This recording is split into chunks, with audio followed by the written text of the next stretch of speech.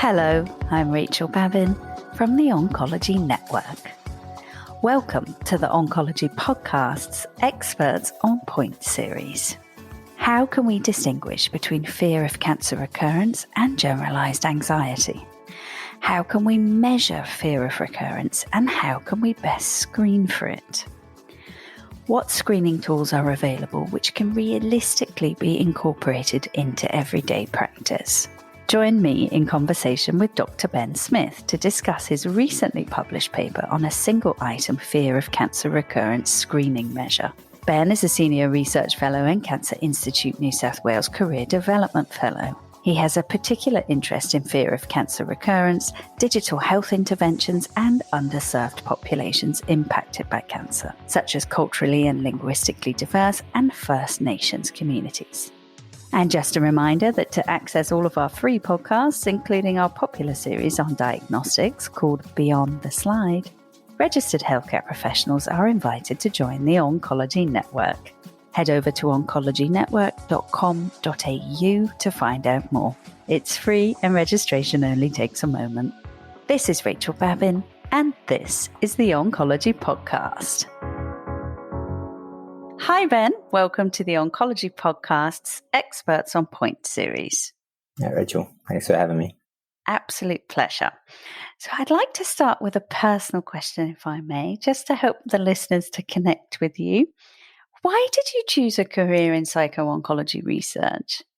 Well, initially I was interested in just the way that people think and behave in relation to their health, coming from a psychology background, and it's kind of by chance that I ended up focusing on oncology. I was fortunate to be supervised by Professor Phyllis Buto and Ilona Yuraskova at Sydney Uni, who I guess two of the big names in psycho-oncology during my honours year. And they got me really interested in that topic. And I guess what's kept me in the field is not so much, I guess, the kind of experimental work that I was doing back then, looking at how different types of information impacted on our decision making, but more so now, I guess, doing more applied kind of research that I hope can actually, I guess, make a difference to the psychosocial well-being of people living with and beyond cancer.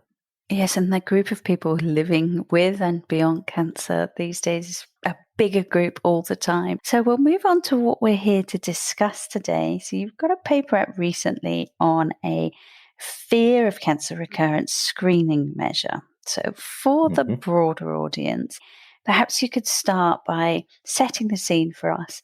What is fear of cancer recurrence? As you said, Rachel, there are more and more people now living with and beyond cancer, sometimes referred to as cancer survivors. And fear of recurrence is incredibly common fear, worry, or concern that cancer could come back or progress. We know that it affects almost all cancer survivors to some degree. And to a certain extent, it's quite a normal or natural reaction to having to go through being diagnosed and treated for a life-threatening disease. But for some survivors, it reaches a point where it can really cause a lot of distress and interfere with their everyday lives, and not only their quality of life, but that of the people around them as well. So what are the kind of impacts cancer survivors with fear of recurrence would typically experience? So it's commonly associated with anxiety and depression, so mental health impacts for the cancer survivors themselves. It's also associated with poorer quality of life in general.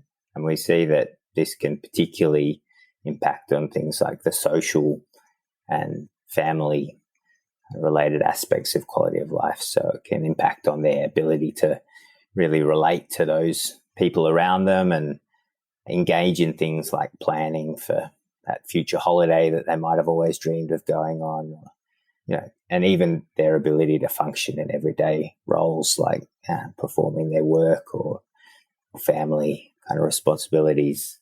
And it not only affects the cancer survivors themselves, but it's pretty well established now that it affects caregivers too, and sometimes to an even greater extent than the survivors themselves.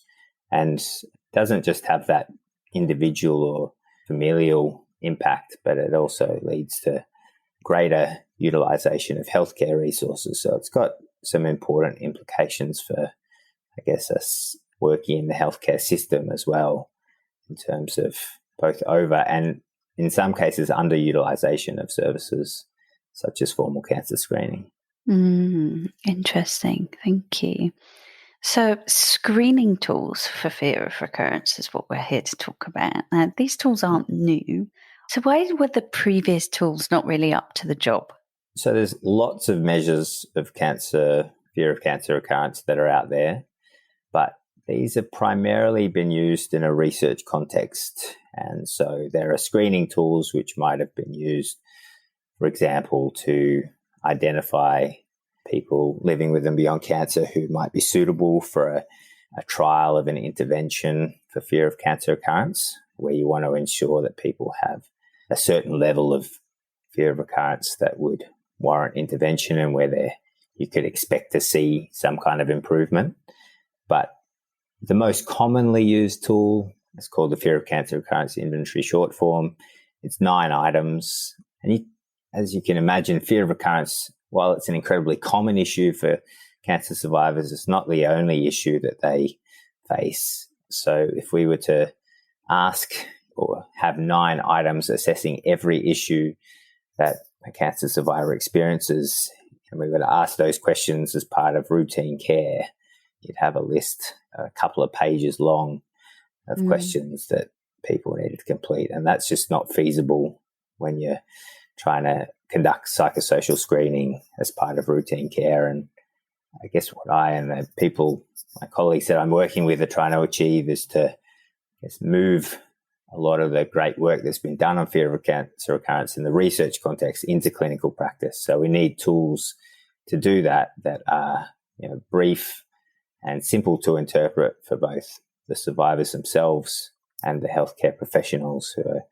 looking at the responses to these tools. And so that's what the goal of evaluating this single item measure for fear of cancer recurrence was.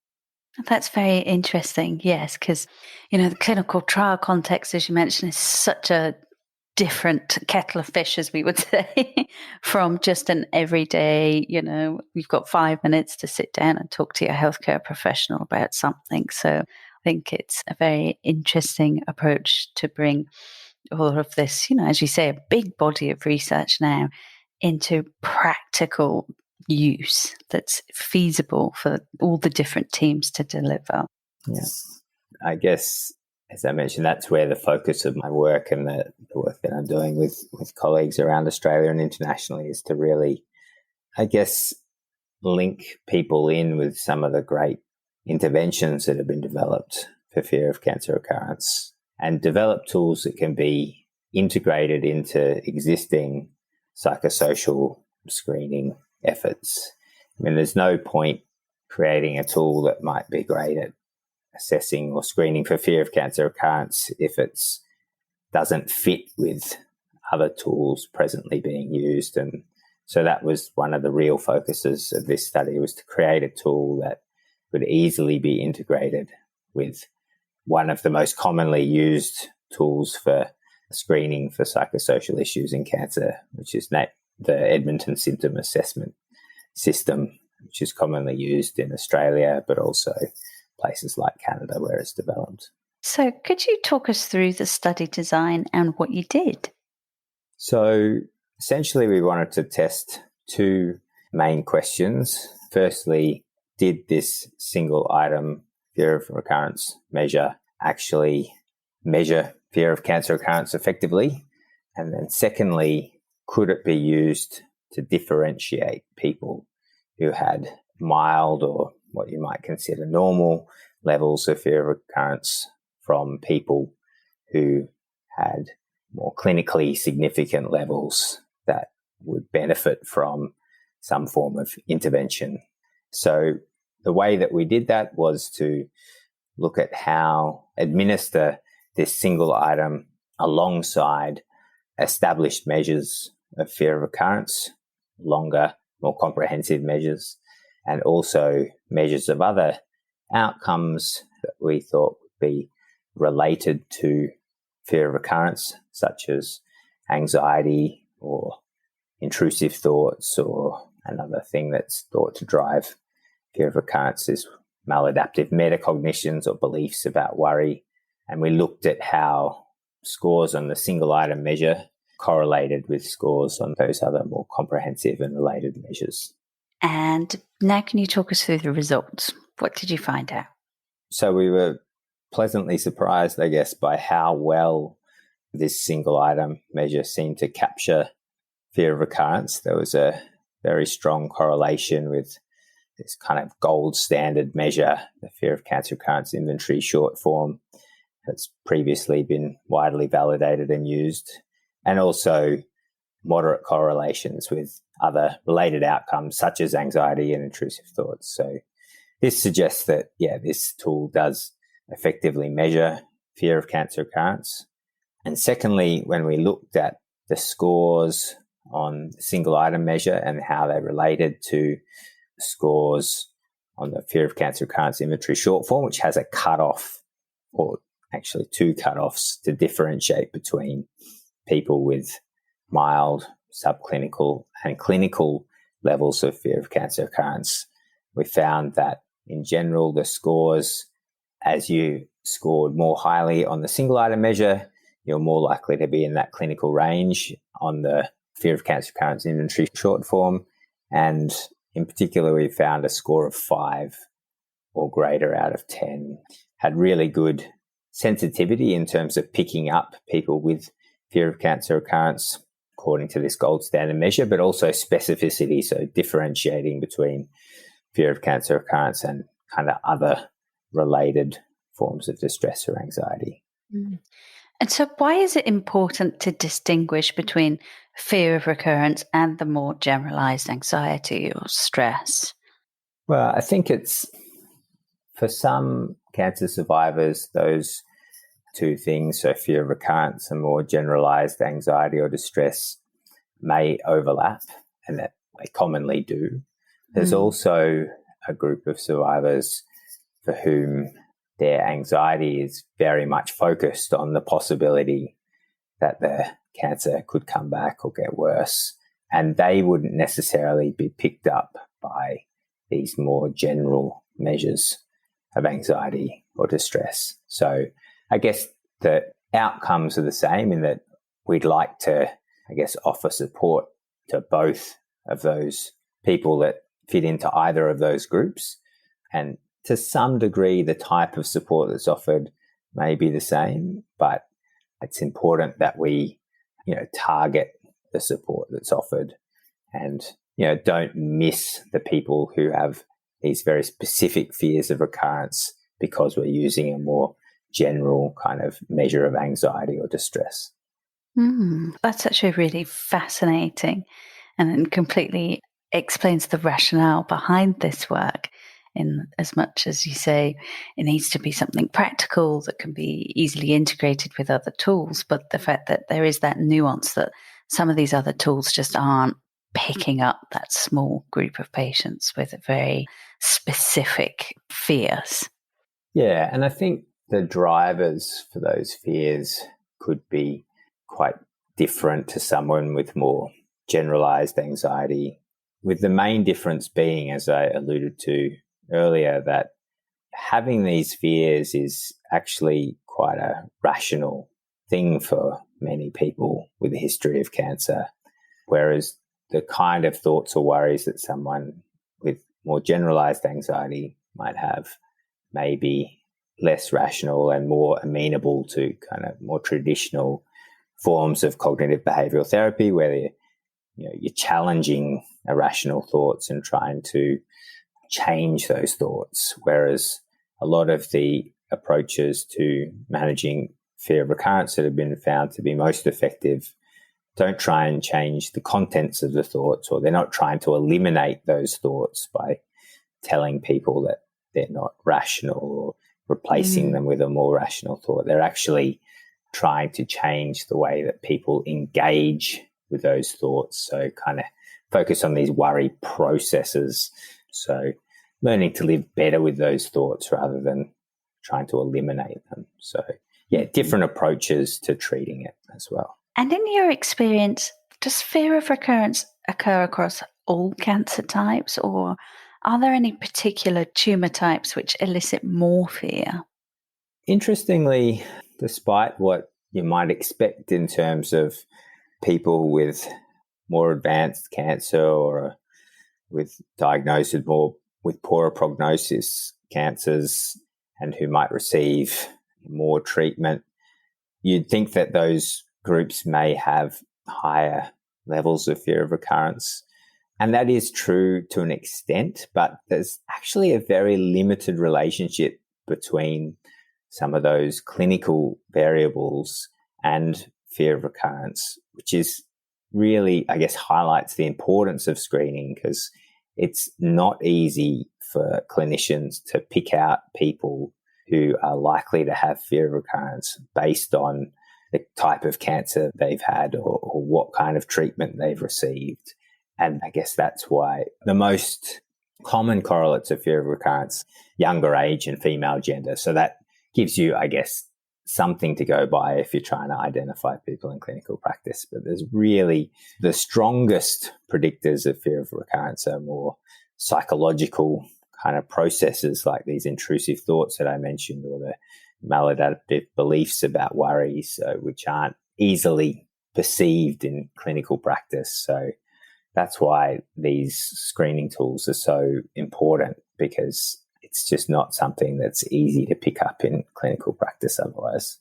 And what about picking it up in diverse populations? So you recently also published on fear of recurrence among Aboriginal and Torres Strait Islander women diagnosed with breast cancer. So could you briefly talk to us about this work as well? Yeah, so I guess in those what we found in that particular study, it's only a small study, so these are, I guess, preliminary results that need to be validated in larger research studies. But we found that it appears that First Nations women with breast cancer have worse severity of fear of recurrence, and the prevalence, clinically significant levels, was almost double in that population compared to the general population of cancer survivors. And we also did some qualitative interviews with those women, and a lot of the same, I guess, factors underlying or contributing to fear of cancer recurrence came up. So, for instance, being more fearful leading up to follow-up appointments, or fear being triggered by experiencing physical symptoms or side effects. So there was a lot of overlap there, but we did see some interesting findings relating to, I guess, the general disadvantage that a lot of First Nations people experience when it comes to their health. So because chronic illness and comorbidities are particularly prevalent in that population, those other conditions were exacerbating fear of recurrence. And I guess because a lot of the women that we spoke to had direct or family experience of somebody who might have been affected by cancer or another chronic illness that had, a poor outcome at the end of that illness, that tended to feed into these fears and exacerbate them. And ultimately, there just wasn't really any or very limited amount of culturally appropriate information or support available for these women, and that, I guess, really embraced some of the strengths of these populations, such as their connection with community and culture, and I guess enabled them to draw on those strengths in dealing with their fears. Thank you. And so what happens when clinical fear of recurrence is identified? What kind of help is available to patients? And is there something, the kind of help that might be offered, would it be the same in metropolitan areas as it might be in regional areas?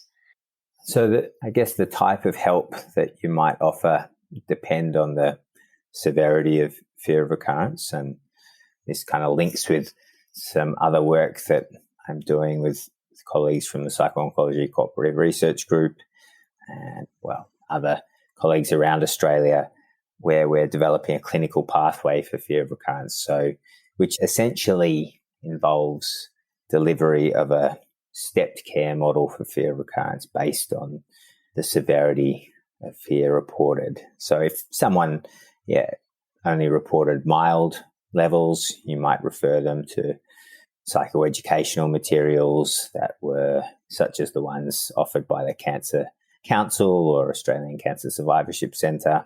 If someone experiences or reports severe fear of recurrence, there are therapist-delivered face-to-face interventions such as Conquer Fear, developed by POCOC or the Psycho-Oncology Cooperative Group, where a specialist trained psychologist would deliver a 5-session intervention. I guess where there's less robust evidence, but emerging evidence, is how we best deal with a substantial group of cancer survivors.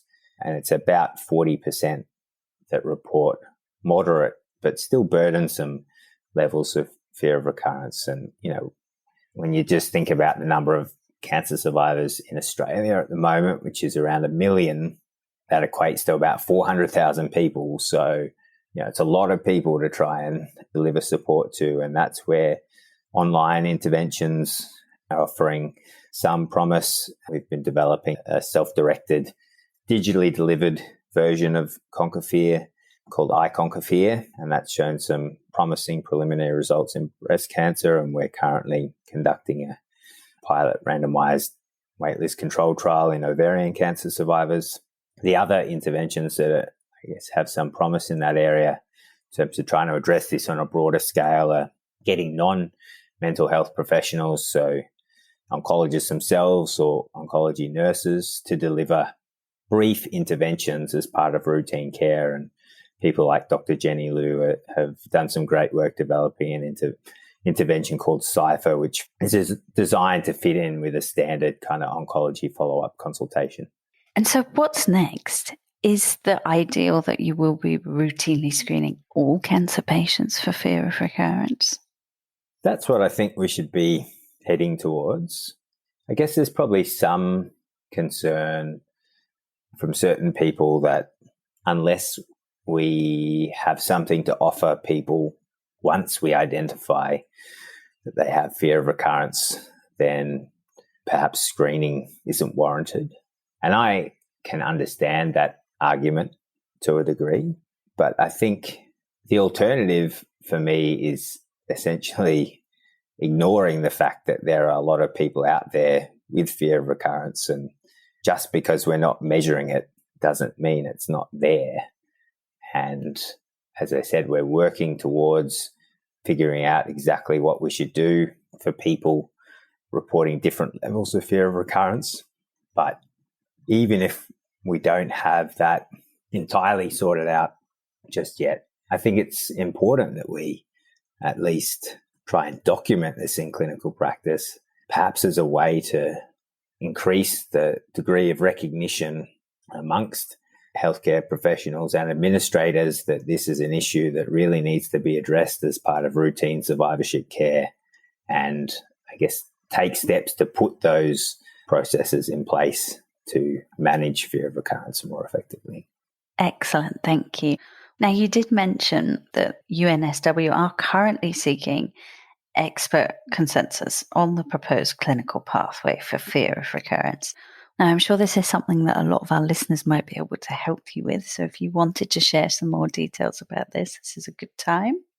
Yeah, so essentially what we've come up with is a proposed pathway for screening, assessment and triage, and then intervention for fear of cancer recurrence that is matched to a person's level of fear.